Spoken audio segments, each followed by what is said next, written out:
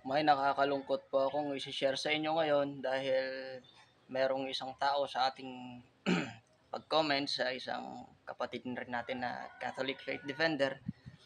May nag-react doon sa aking comment na sabi daw na ang Katolik daw ay hindi iglesia ng Diyos o yung simbahang tinatag ng ating Panginoong Jesucristo. Siguro hindi niya nalalaman ng history ng simbahan kung paano naging Catholic o universal ang simbahan na ngayon ay Catholic Church na. Yung ugnayan natin bilang Catholic sa Panginoong Jesucristo ay talagang napaka-intimate dahil tayo ay ang simbahang pinasimulan ng ating Panginoong Jesucristo. Ibinigay sa ating unang Santo Papa na si Saint Peter o San Pedro ang uh, ang authority na magpastol dito sa mga tupa na simbahan.